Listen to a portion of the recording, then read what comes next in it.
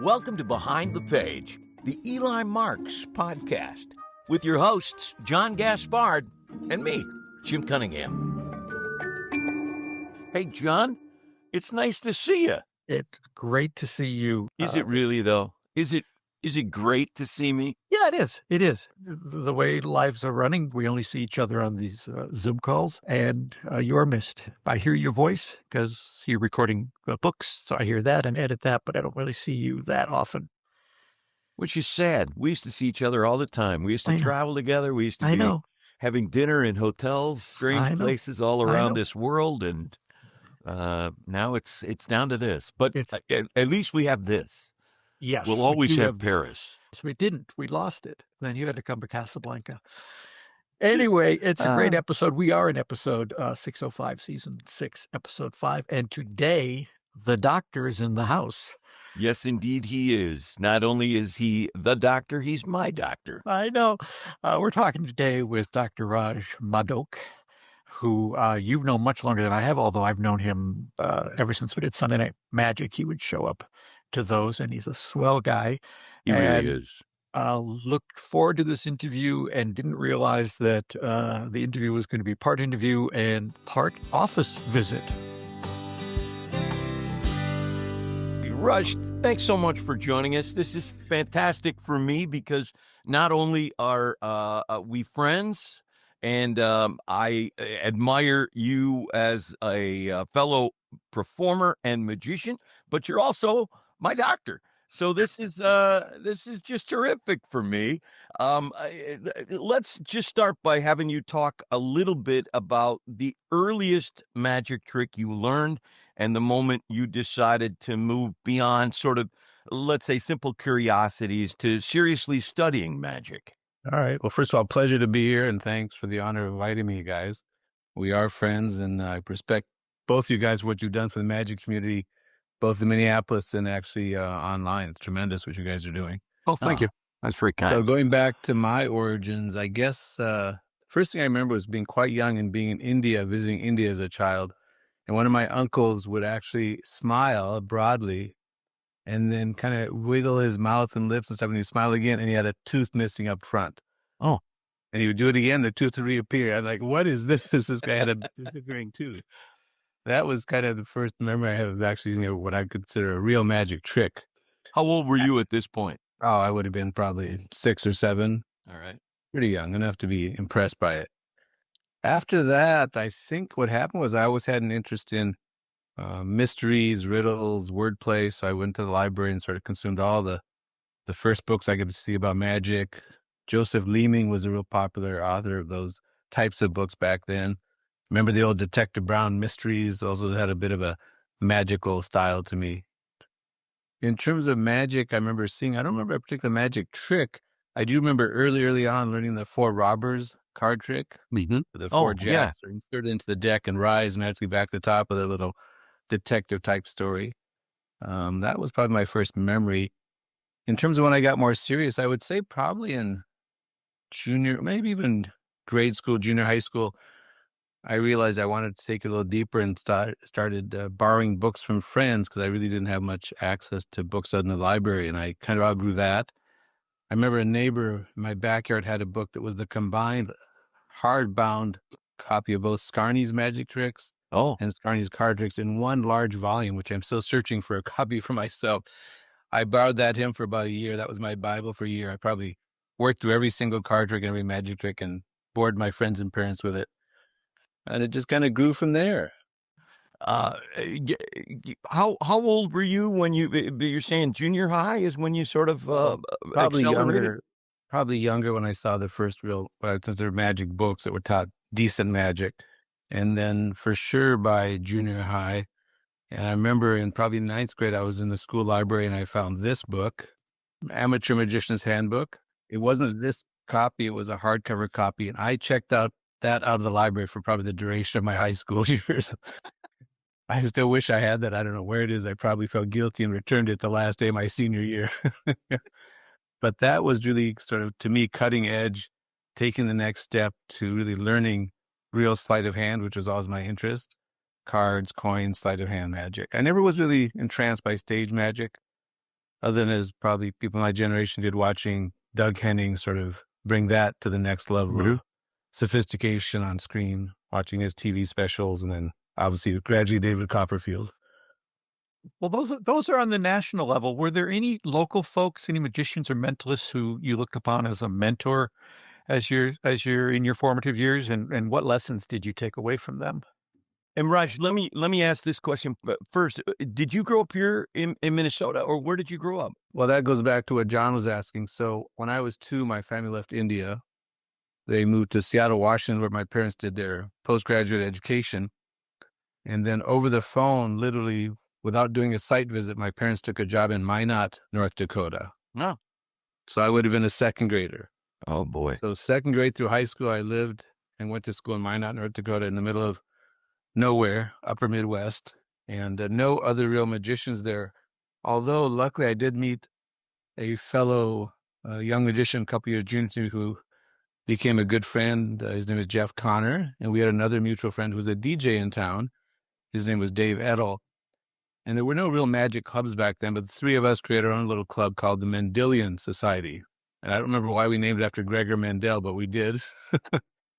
And we would meet and share things that we would learn or glean. And this was probably mid-70s when Harry Lorraine's Apocalypse magazine just came out, which was a brand new cutting-edge close-up magazine that would come out monthly. Neither Jeff nor I, as lowly students, could afford to buy it, but Dave, our DJ friend, would buy it and actually share his copies with us. And I became known as the gleaner because whatever book or magazine I was lent, I would find the best stuff in them and perfect and show them and fool them badly. So other than that, there was no magic scene there. I remember in high school, my humanities club came to the Twin Cities, and I had the opportunity for the first time to go to a real magic shop, and I went to Larry Kalo's Eagle Magic. Yep. Yes, as did we all. Yep. And then after that, kind of going on to college and medical school, had to put some of it on the back burner. But all that time on my own, reading books, subscribing to magazines, and sort of increasing my universe of what I wanted to learn and what I wanted to perform. Did you now? You mentioned that you were in medical school. We know you're a doctor now. Was there ever a time, Raj, when you thought, I think I want to do this instead? I want to be a performer of magic. Luckily for my wife, no. She says, keep your day job. I can play as much as I want as long as I keep my day job. No, I never wanted it to be work. For me, as an amateur, it was a hobby, and I always wanted it to be a hobby. I did not want the hassle factor of finding work, finding gigs, doing promotions, marketing, advertising. That was not my interest. I think it would cease to be fun. Once it goes beyond the realm of having to do it for work or make an income from it, then it became work. I already had enough work on my plate, both as a student and as a physician.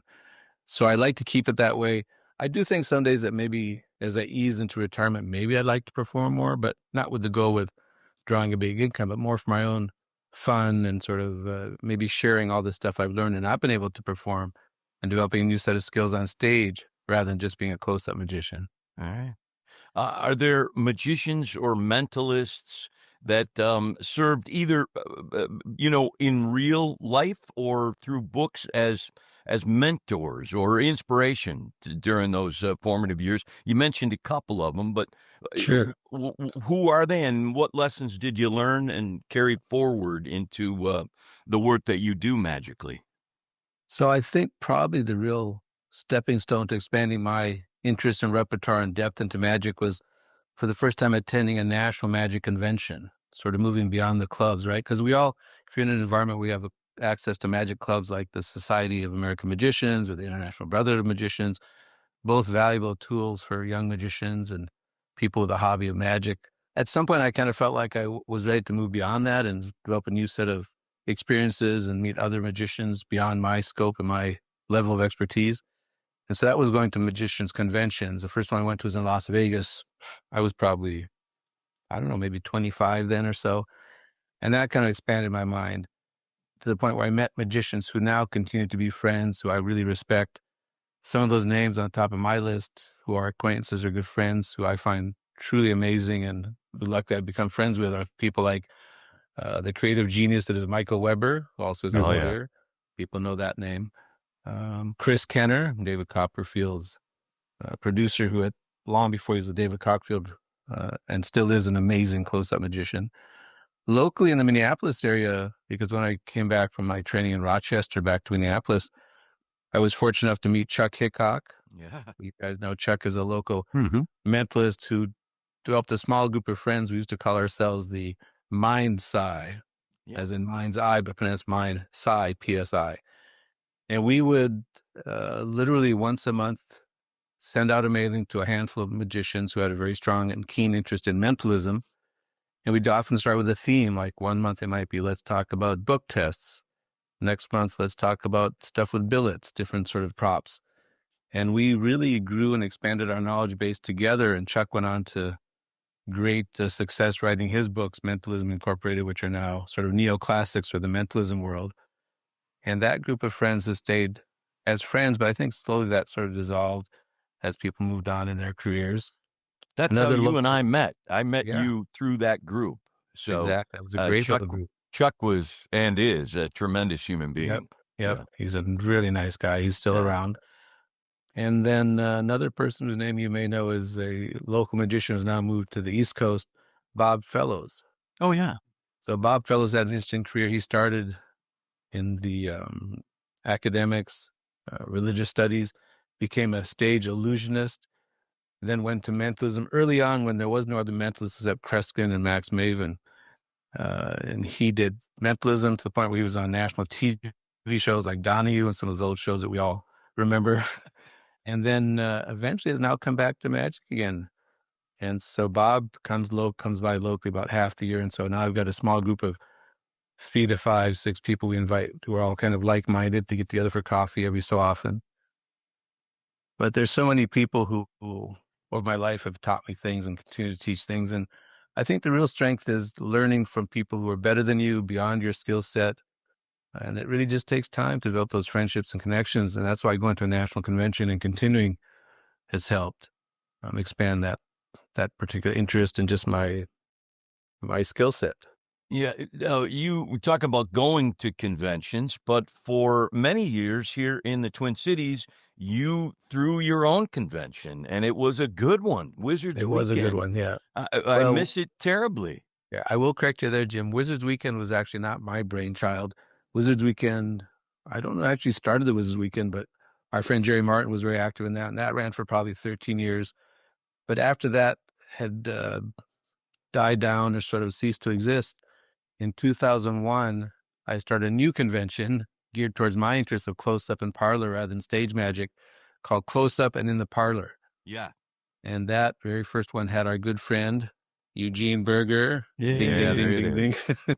If you're a listener to the podcast, go ahead and take your shot. He's the patron saint. He, of course, very formative in my life in terms of what I do magically. What I know, I learned mostly from my brother and from Eugene. And Eugene's work actually brought me to the attention of Chuck Hickok. And that show that I did got me into that club that we talked about, Minnesota. Right. Yeah. Right. So, No, Eugene was amazing. Just to digress, my favorite 2 Eugene stories is once he dedicated at one of his performances a trick to me and my wife, which was his Hindu thread trick, the torn and restored thread. That was yes. interesting. And then Eugene had that ability to make you feel like you were really on the inside and sort of part of a real secret. I remember at one time after a lecture, Eugene was meeting with us for coffee. And as the conversation was continuing, Eugene sort of on the side scrawled on a little piece of paper, folded up and passed it to me. Didn't say anything, just passed it to me. And I opened up the paper. It was the name of a special book that he wanted me to, or he thought that would, be helpful for me to read. And it was just felt like I was really, on the inside, part of his little group. And he really felt that I was worthy of, being able to recommend a book to. Yeah. Well, he was a force of nature, no doubt about it. So let's just talk about how magic relies kind of on psychological subtleties. How has studying mentalism influenced your understanding, maybe, of your patient psychology and communication, if at all? That's an interesting question. I don't know if the mentalism per se has or the psychology itself, but I will say that as a physician, the interaction between patient and doctor is definitely influenced by my interest in magic and my performance abilities as a magician. Another friend of mine, Dr. Bob Baker, who's a retired gastroenterologist, wrote a wonderful book called The Performance of Medicine. And it talks about as a physician, when you leave one room and you go into the next room, you have to start fresh. It's like an actor. You're going on stage.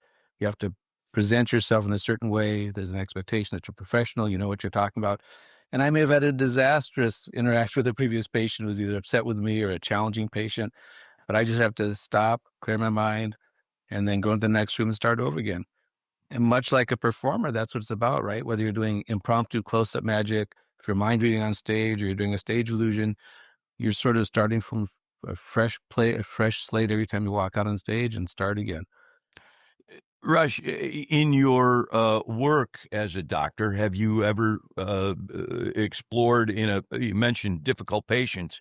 Have you ever used magic or mentalism in your practice to kind of, I don't know, ease the situation or anxiety for a patient? Yeah, that's when it would be anxiety. Usually it would be in a situation where, for example, a child is crying or fearful. Sometimes you can allay a child's fear by rewarding them with a magic trick or, doing something, some quick sleight of hand trick to kind of relax the tension and make them feel more at ease. So I've done that. The problem becomes, as a physician, I didn't want to suddenly become known as the physician magician who everybody came to see just to see magic, because then I won't have time for my office visit, right? You're on kind of a time crunch schedule seeing your patients during the day. And it's fun to kind of take a break and interact. But unfortunately, you can't do that as much as one would like and still keep the flow of the workday going. I will say my nurses and staff know that I'm a magician, but I try to keep that a little bit on the low key and, again, do it for very special moments. Sometimes if there's a staff party, I'll do it. But yeah, I think they all know that I do magic, but again, it's not something that I'm just forcing on everybody. I don't want to be that guy who shows up at every party with a deck of cards and says, "Oh, I got a new trick to show you." I don't want to be that guy. Yeah. You just jumping back to the notion of resetting and restarting the act every time you walk into the room with a new patient, that you're starting fresh with them. I'm reminded of John Armstrong talking about why he got out of strolling magic was because he had to he had to get their faith in him immediately that he was a good performer. And he got tired of doing that 30 or 40 times a night, where every group he had to restart and restart. But I can see that as a physician, that idea of this is a clean slate that I'm walking into the room and I'm starting a thing with you. We've all had good doctors. I had a particularly good allergist who was really, really good at making those moments quite, you knew that you were having a special moment with him because he was really there with you, as opposed to my former GP who walked by the room I was in, glanced in, said, "Oh yeah, that's pink eye. I'll get you a prescription," and kept walking. And that's why he's my former GP. But did he make the pink eye disappear? Well, I made him disappear. Oh, there you And go. that was a bigger trick, a much bigger trick. So, No, you're so right. I mean, you have yeah. to be in the moment. Patients can tell when you're like one hand on the door, aching to get out of the room, versus sitting down early, spending a moment and talking about something other than their initial problem. Yeah, and that's what Eugene was doing with you and with, I only met him that one weekend, but we even had, I remember Mike Close saying that, when Eugene did restaurant magic, he insisted on having a chair and sitting down and becoming part of the group. And that's what you're doing as a performer and also as a physician, is you're coming in and sitting down and making this a special relationship. Agreed. No, there's definitely a lot of overlap between probably any kind of work, and you are, in a sense, performing, right? You got to be at your best. You got to fake it till you make it, as some would say. Yeah. It's not always the most pleasant day. You may have had a hard day at home in the morning and a challenging problem, but you got to get past that. That's why they call it work, I guess, right? And leave play for play and work is work. But the goal is to have more good days than bad. Yeah. Yeah, I always my one of my mantras is the audience doesn't really care how I'm feeling, whether I've got a headache or they You paid their got it. money and they Yep. deserve the The, best the, I've got. the show must go on, as That's they. exactly right. That's exactly. I think Yeah. that phrase was, I'm sure, invented by a producer or an agent. But it is true. I mean, you owe your audience, or in your case, I suppose, your patients, your best. And Yeah. you got to dig in. I imagine often for you as a physician, you got No, to it's dig true. in. Yep. But John, you're so right that strolling magic is very difficult in the sense that you have to walk up table cold and suddenly introduce yourself and intrude or insert yourself into conversations. That's a real challenge. I enjoy strolling magic, but not as much as sort of doing it more socially when and if the moment arises. But to capture somebody's attention and interest and do that repeatedly during the course of a cocktail evening or an event is sometimes a challenge. I could see how John Armstrong kind of burnt out on that and made the transition to more stage magic. Yeah, I think there's a certain value in not being known as a magician and then doing magic. I remember my younger brother studied Japanese for years and went to Japan for a while and said that when he would speak Japanese to Japanese people, he said they would stand around and stare at him with big smiles on their faces like they'd found a dancing dog.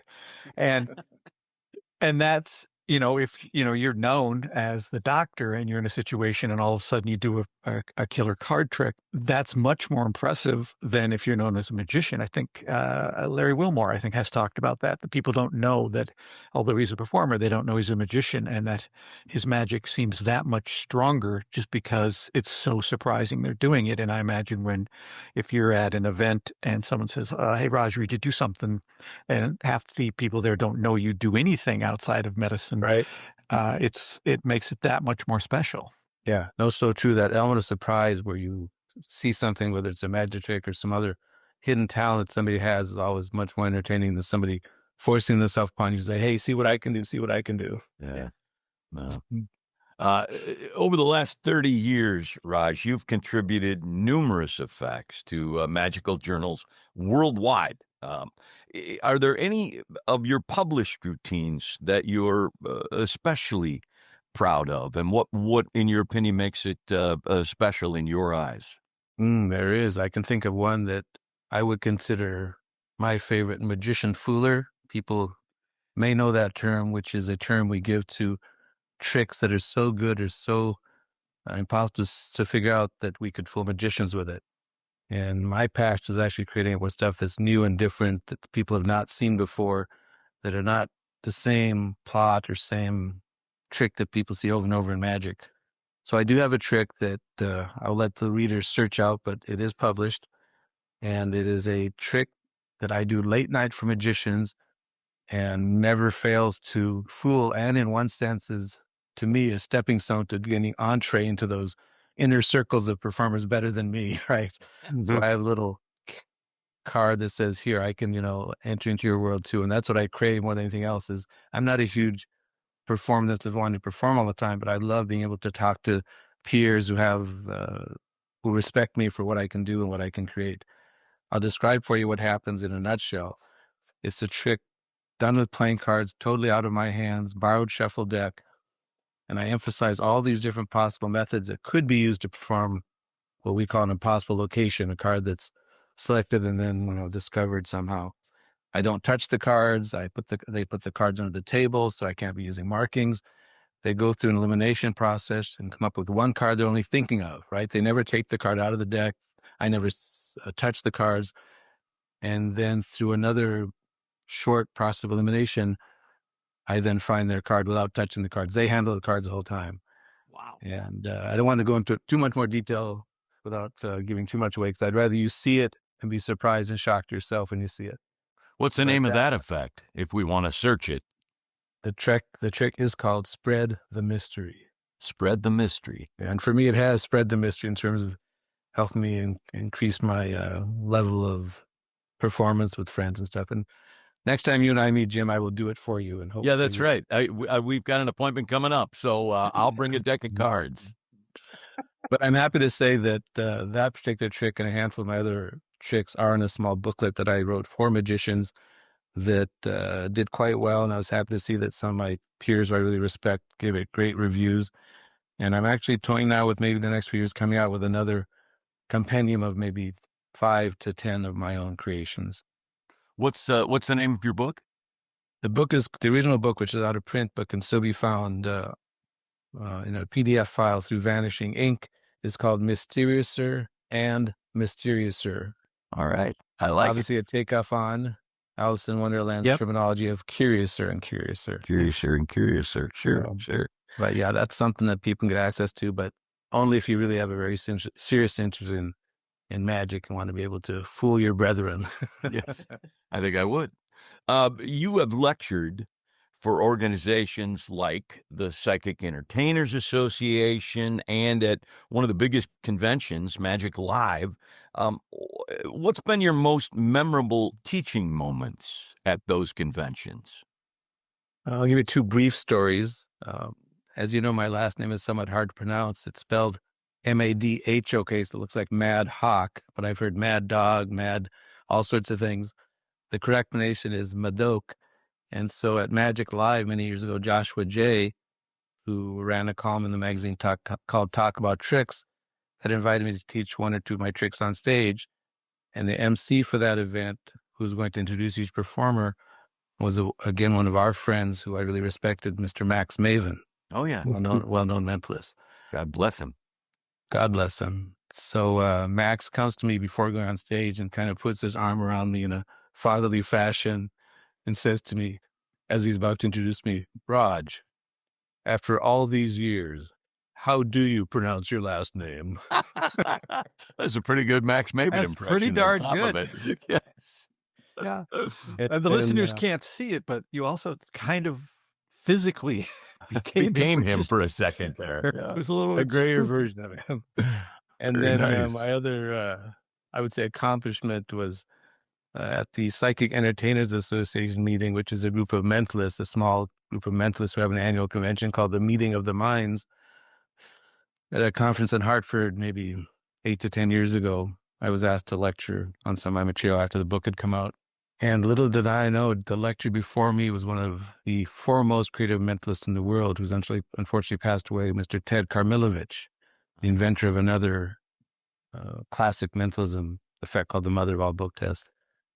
So I was really pretty nervous about that because I had to follow him. And I'm happy to say that after my lecture, Ted came up and said that was wonderful. And I managed to get past my imposter syndrome lecturing after really an amazing, super creative mentalist. Wow, Very that's nice. a tough act to follow. Absolutely. You know, you mentioned that you spent, the majority of your life here, but that you were born in India. Do you incorporate any of your Indian culture in what you're doing as a performer? I have. I don't have a full show of Indian magic, and I always aspired to learn the Indian cups and balls, but I never did really pursue that.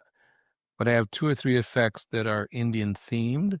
One is I have a ring and string effect that talks about the sort of philosophy of Hinduism and kind of a abbreviated thing, not quite as elaborate as Eugene's trick with the Hindu thread, but again, I'd like you to see it rather than try and describe it. So that uses a little background of Hindu religion and philosophy. And then a trick that very few people have seen, that you guys may not have seen me do because I do it very infrequently, is a street magic trick, literally from India, that involves taking rice and transforming it into puffed rice. Oh.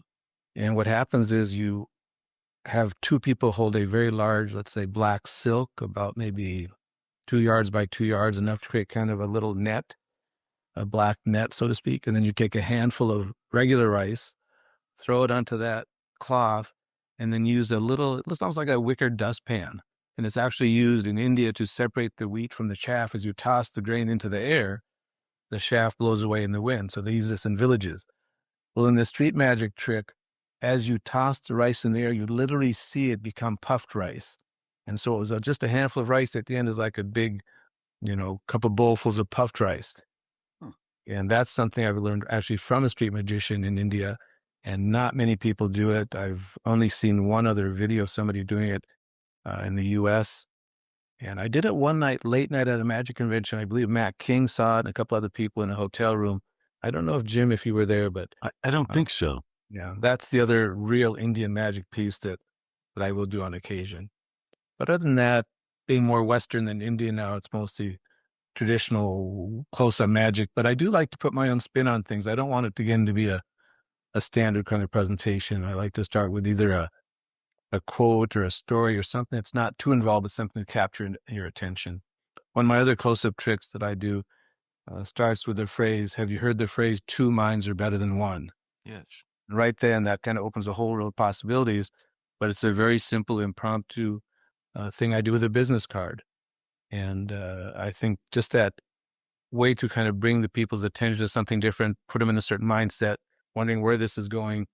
I like to do that. So it's not all themed in the sense of stories or Indian legend, but I do find I need to have some kind of a hook. I don't want to just say, oh, watch, these coins are collecting this corner of the tablecloth, or, these four aces are jumping to four corners.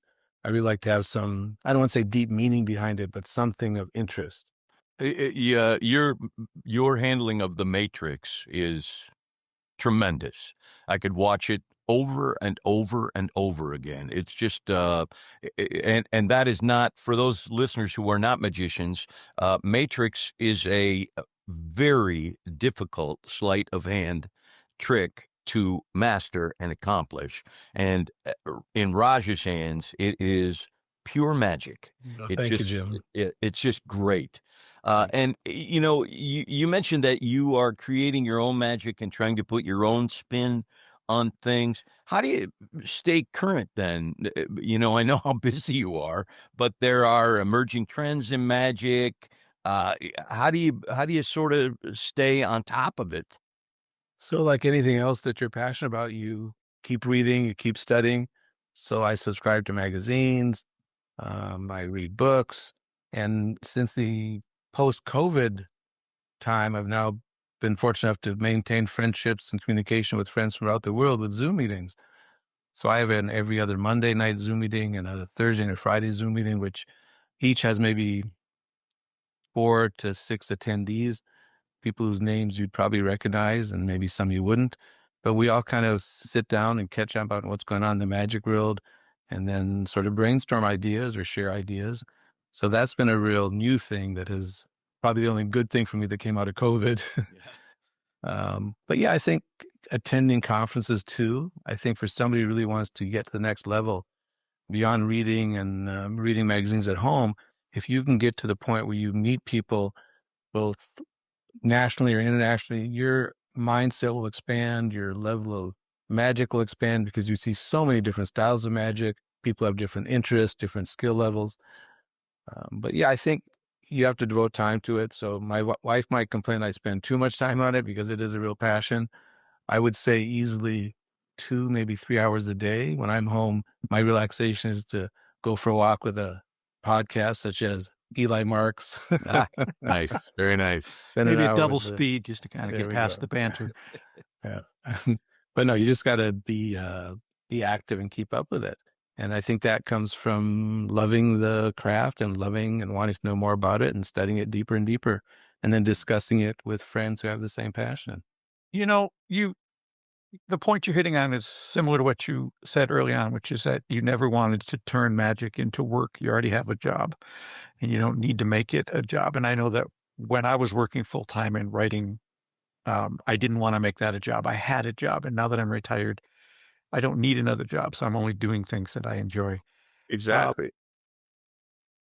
You say that you found a balance. How did you find that balance to balance? How did you find the balance to balance the passion of medicine and magic, so that no one's being shortchanged, but you're also not going down a rabbit hole that you can't come out of? Right. Well, I think it changes as your education and career changes, right? So when I was a medical student, there was not much time to be as passionate about as I am now.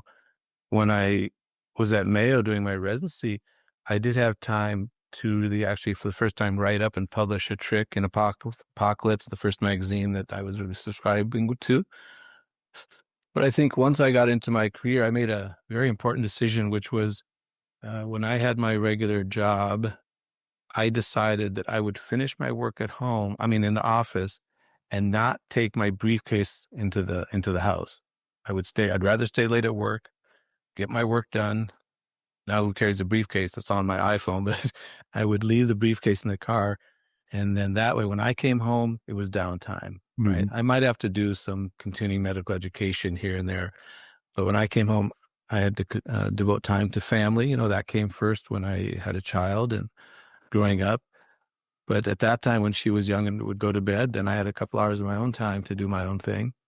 So it is a balancing act. And I think it all evolves as your career evolves and the time commitments you have evolve and change. We all aspire to retire and hopefully work less and play more. And that sort of has happened for me as I get more days off in the week as I slowly slip into the retirement years. But yeah, you don't want to become an all-consuming passion, which some days it feels like it could have become. Yeah. But I think luckily not having to do it as work and get paid for it makes that easier to say, okay, I can spend an hour reading and learning magic, and I can spend an hour running errands and grocery.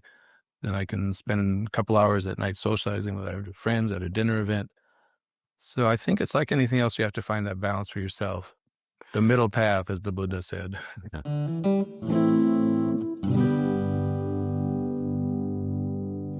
I think that may be the first time that the Buddha has been mentioned on this podcast. It very well may be. I don't remember a Buddha coming up to this point. So breaking new ground. That's what you and I do. That's what we do. That's what we do. I loved talking to him because he is the quintessential magician we want to talk to this season because Yeah. he is Right on the nosy. a professional magician, but he doesn't make his living at it. And he has found a way that he's able to simply divide those two worlds quite cleanly. I think sometimes people will get the idea that if you're not doing something professionally, you're probably not very good at it. Raj is very good at magic, and he's also a very good doctor. But his magic is outstanding. As I mentioned in the interview, his matrix is A++, first rate, highest caliber. He's just terrific. He's just a great guy. Yeah, and I endorse his philosophy 100%. If you do it for work or to make an income, it becomes work. It becomes a job, and he never wanted that to happen. He wanted it to always stay, excuse the word, magical. Yeah, and it certainly is in his hands.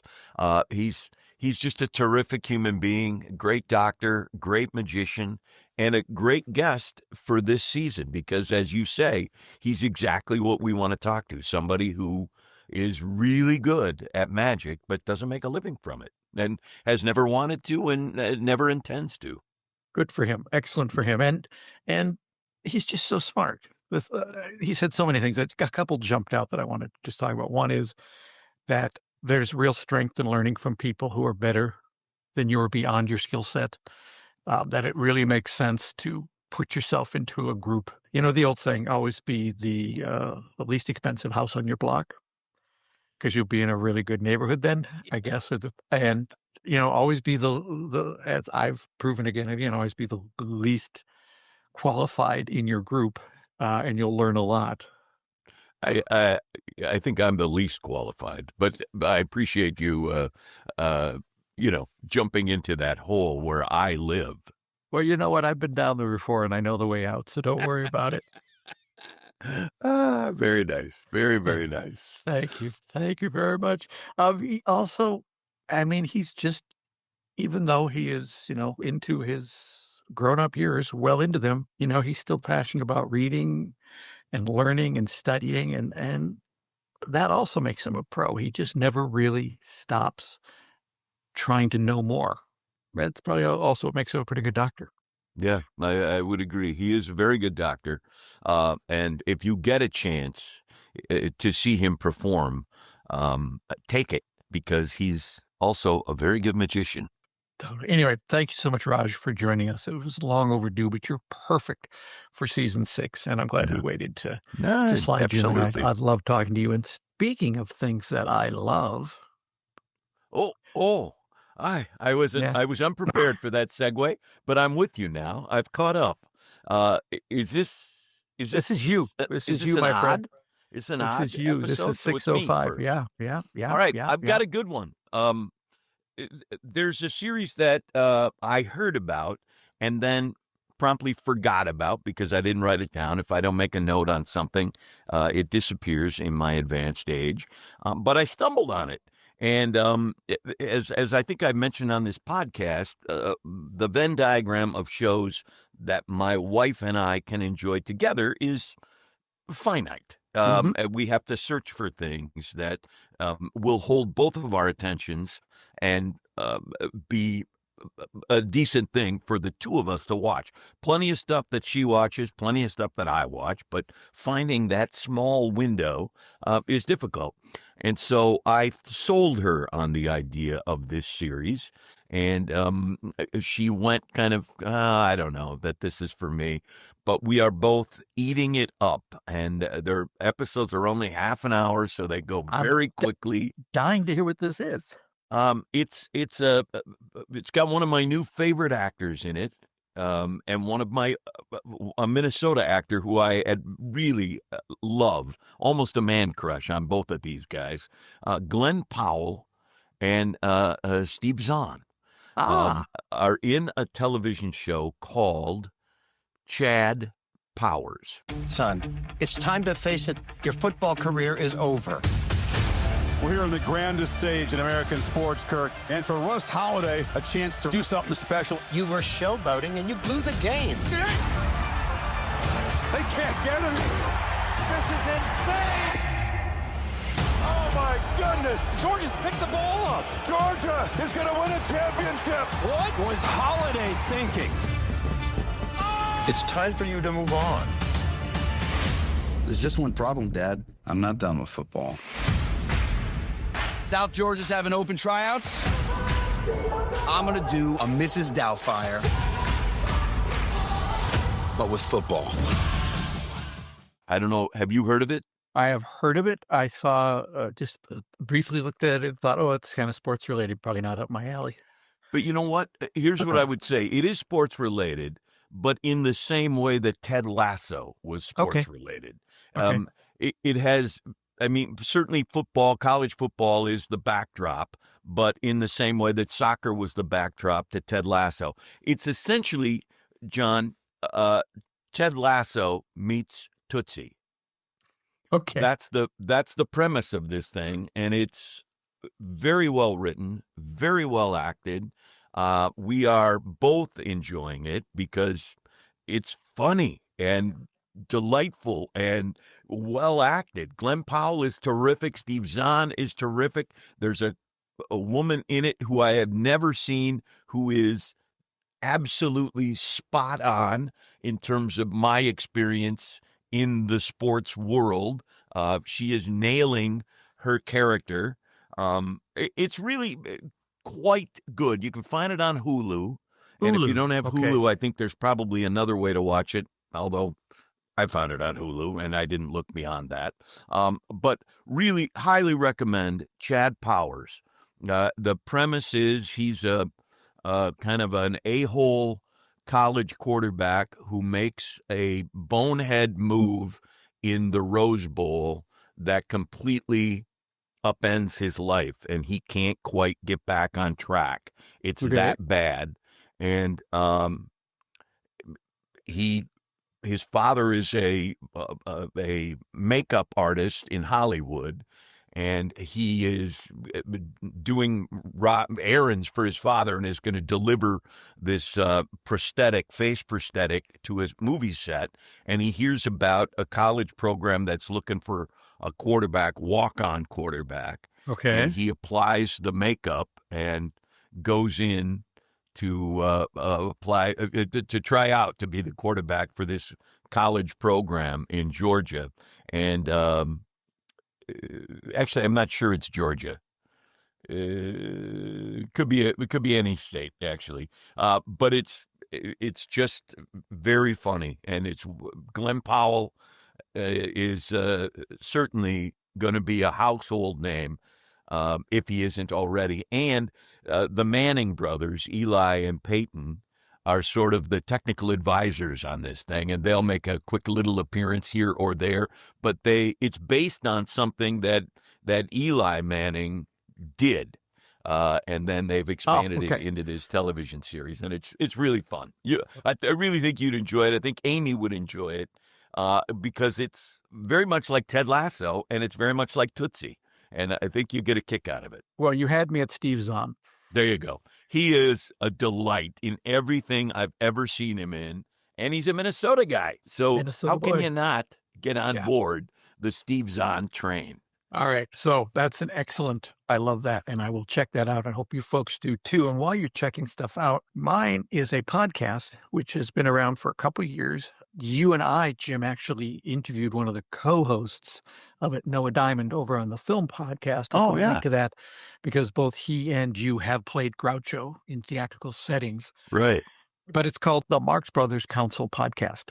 And on Facebook, there's a group called the Marx Brothers Council, and it's people who just write in about different things having to do with the Marx Brothers and Marx Brothers movies and things related to the Marx Brothers movies. And the podcast does exactly that, either interviewing people with a connection or a deep interest, or they'll do a deep dive on one of the movies. You're listening to the Marx Brothers Council Podcast, episode 33, The Boys Are Back in Town. The year is 1946, the war is over, and a new generation growing up in the shadow of the atom bomb wonders what's on at the pictures tonight. They open the paper, turn to the entertainment pages, and look for the ad for their local movie house. Turns out it's a little something called A Night in Casablanca. So if you like the Marx Brothers and want to dig down a little bit, I do, and learn some stuff you don't know about them, either their film career or their stage career or what they did after the films, it's a fascinating podcast. I'll put links in the show notes. It's a free podcast. It's very nicely produced by a guy named Bob Cassell and is definitely worth checking out if you're a Marx Brothers aficionado. As I am. The Marx Brothers Council Podcast. Check it out. Marx Council Podcast. I'm writing it down because if I don't write things down, even if they're in the show notes, I sometimes forget. Have you ever even looked at the show notes? I do look at the show notes because sometimes there are links in the show notes that I then go follow. But I'll be honest, it's not a daily show note check for me. Well, so I write things down because if I don't, they go away. All right. Did you write down anything about Chapter 4 that we read last time? I mean, as we've said, these tapes are coming in wet, folks. They really are.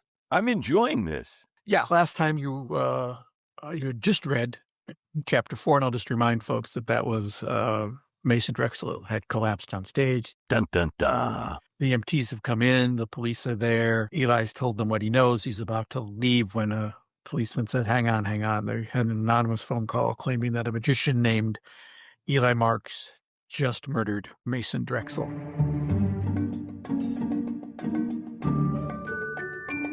Chapter 5. Gobsmacked, thunderstruck, perplexed, flummoxed. Those were the words that kept running through my head like a thesaurus gone wild.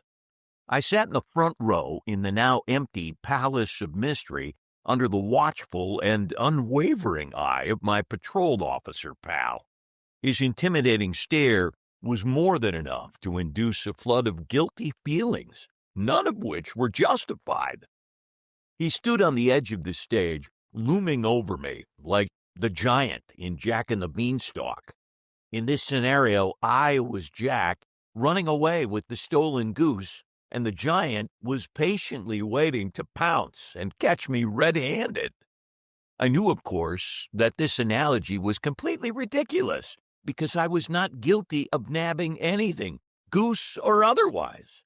The only thing I was guilty of was volunteering to help Mason Drexel, which was more Harry's doing than mine, and then trying to save Mason's life, again, at Harry's prompting. I paused as I reconsidered my word choice, then rephrased it. Can you go get my Uncle Harry? He can probably clear this whole thing up in seconds. I felt confident in this prediction as that had been Harry's primary role for the 30-plus years he's been in my life, explaining and fixing. Like a broken record, the cop repeated, "We are going to wait for Diego." I had already heard that phrase about a half a dozen times. I was beginning to think I had stumbled into a bizarro world version of Waiting for Godot, in which a magician and a cop wait for the mysterious Diego, who never arrives. This thought triggered the tune to Hurry Up and Wait, the closing number from a musical production of Waiting for Godot I'd seen at the Guthrie Theater in Minneapolis. It was a catchy tune that had barnacled itself to my frontal lobe in much the same way Mason Drexel referenced Broadway songs throughout his act. Just like in the play, in the musical, which had been retitled Two Tramps and a Tree, the oft-mentioned Godot never actually arrives. As if to prove my premise wrong, a well-dressed man in a suit chose that moment to enter from stage left. "Officer, note the time I arrived on scene," he said without looking at the cop. "Yes, sir," the cop replied, diligently flipping open his small notebook and, after a quick glance at his watch, logging the arrival of what was clearly a senior officer. "Eli Marks?" I looked up at the looming figure who I assumed to be Detective Diego. Even from my low angle, it was clear that he was tall, with broad shoulders clad in a perfectly tailored dark blue suit. His brown eyes stared down on me, seemingly already bored with having been assigned this odd case in this even odder environment. "That's me," I said, my voice just this side of cracking. "You've been identified by an anonymous 911 caller as the perpetrator in this case," Diego said quickly. He glanced over his shoulder at the cop, stenographer. "What was the exact phrasing on the call?" The cop flipped back several pages in his notebook. "Eli Marks just murdered Mason Drexel," he read. Detective Diego intensified his stare another 25 watts. "That's interesting." He said this so quietly I couldn't tell if it was just to himself or if he needed to learn to project. Although we had obviously just met, there was something about his attitude and expression which was familiar.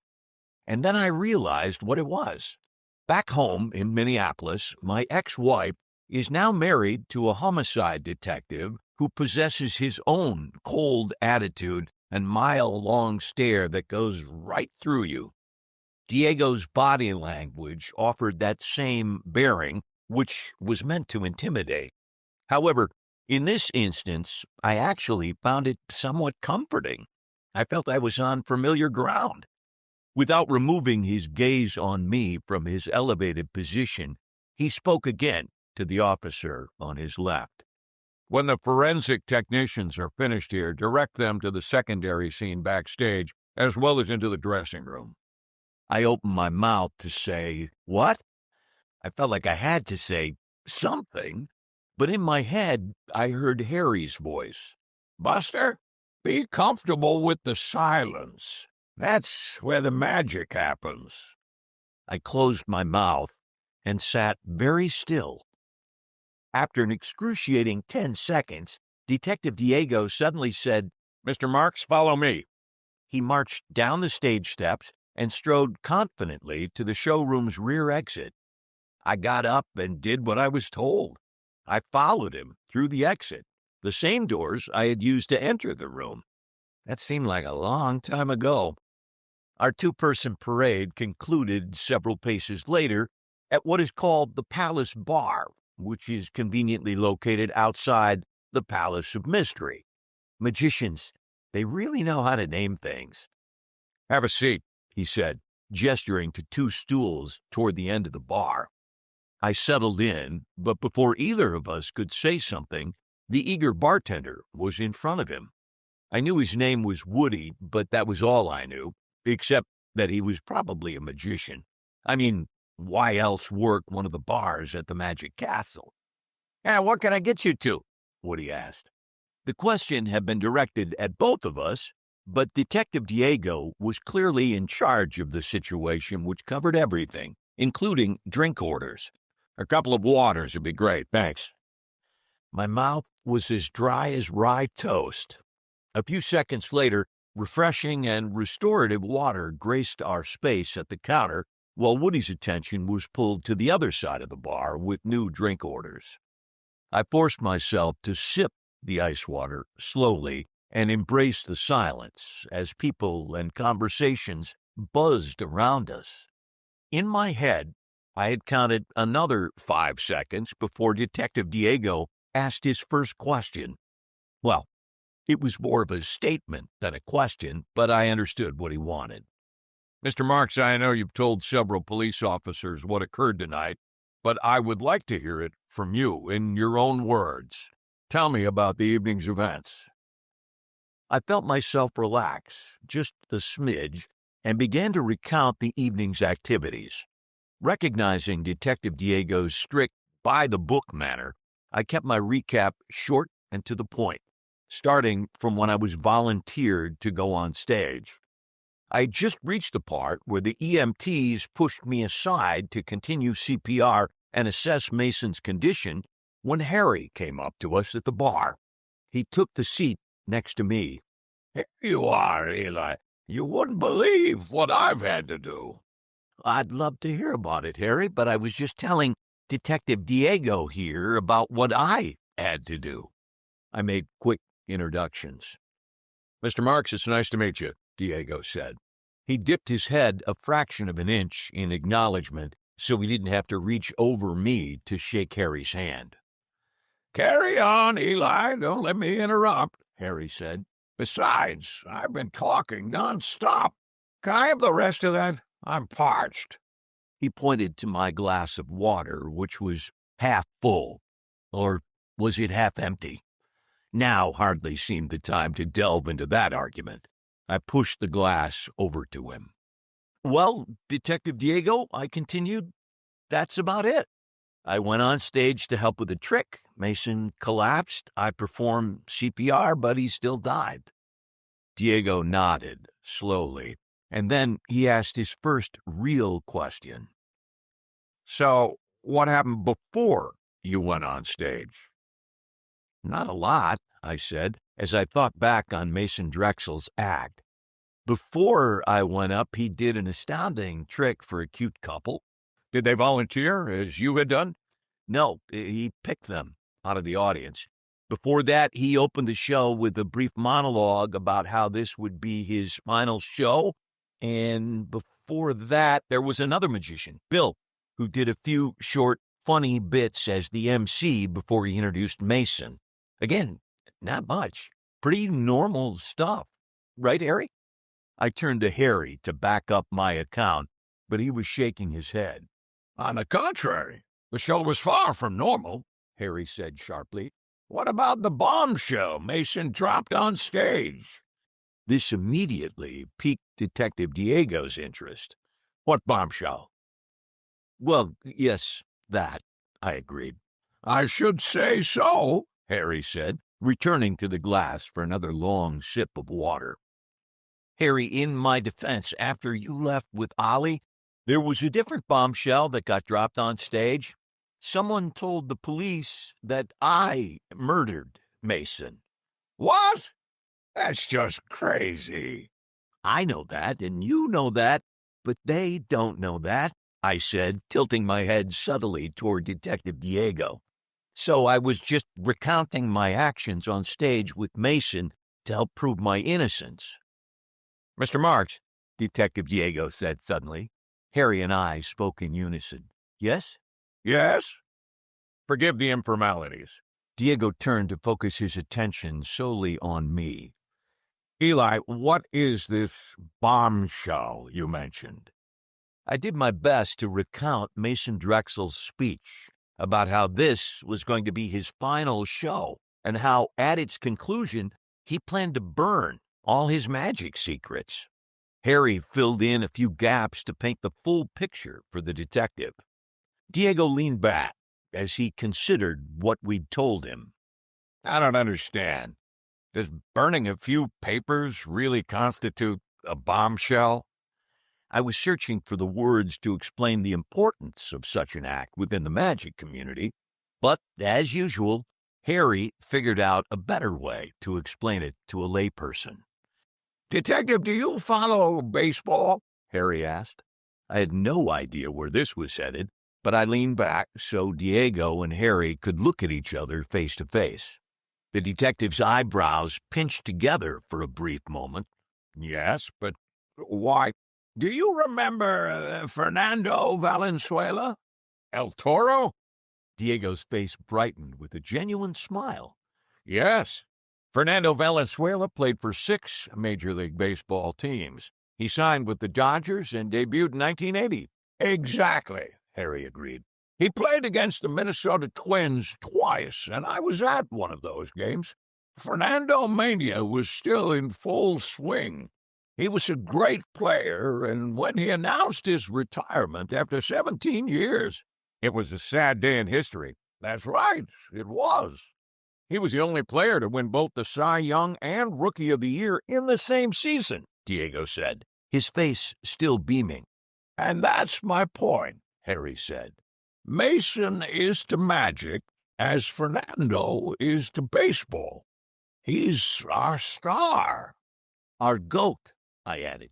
Greatest of all time. So the first bombshell was Mason saying he was retiring, Harry continued. The second bombshell was Mason's plan to burn the secrets to all his illusions. It would be like Fernando burning his instructions on how to throw the perfect screwball. Once again, Harry proved the value of knowing how to adapt your act to fit your audience. Even with a gun to my head, which there sort of was, in a way, I never would have come up with that perfect sports analogy. This is very interesting, Diego said slowly. To be honest, I've never liked magic. It always seemed trivial, a waste of time. So, while I understand the comparison you're making, burning the instructions doesn't stop pitchers from pitching and coaches from coaching. Detective Diego, you are 100% correct in applying that logic, Harry agreed. However, Mason Drexel is a different case altogether. His type of magic is completely unique. There is literally no other magician or magic teacher who knows how he designed his brand of magic. Harry and I watched the detective's face as he put the pieces together. So what you're saying is that these magic secrets would be very valuable? Indeed, Harry said. Perhaps worth millions. And they're in that safe on the side of the stage? According to Mason, yes, Harry said. Diego stood up. Well then, the first order of business is to secure that safe. Please, remain here. And with that, Detective Diego headed back into the Palace of Mystery showroom.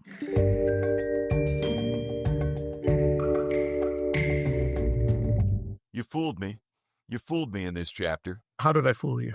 Well, as I was reading the chapter, there was a long sports metaphor, and I thought, wow, John, a sports metaphor, and not just a sports metaphor, but a very specific sports metaphor. And I commented on it as I was reading. Hey, John, good for you on the sports metaphor, only to be reminded later that this is a book that has been co-authored, and Michael Varma was the source of our baseball. Yes, he was. But as I was editing the chapter, all of a sudden there's Jim talking, saying, hey, John, that was really a nice job. And I immediately stopped editing and texted you and said, no, that's Michael. That's not me. Well, it's fun for me, straight across the board. This is really enjoyable. I wonder if I shouldn't just bang this thing out so you've got it and it's available to the masses. But I am enjoying reading it a little at a time, like a real guy. Yeah. Well, I am never going to discourage you from finishing up your recording tasks. But you're also working on book 9, so you can continue working on book 9 and get that out. And then we also have a special thing you're working on. So there's all stuff going on. And we'll find out more about that.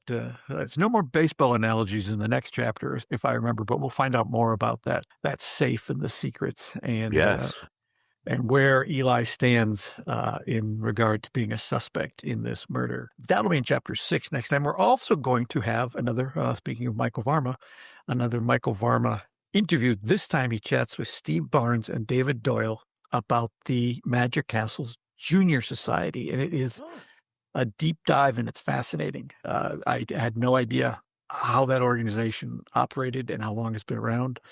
So you'll find out all about that next time in episode 606, along with chapter 6 of Twisting the Aces. I can't wait. You got to wait. It'll be 2 weeks, but we'll see you then. Take care, everybody. Be kind to each other. This has been Behind the Page, the Eli Marks podcast, with your hosts, John Gaspard and Jim Cunningham. Produced by Albertsbridge Books at Grass Lake Studios. Find this podcast and all the books in the Eli Marks series at EliMarksMysteries.com. That's ELIMARKS Mysteries.com. And thanks for listening.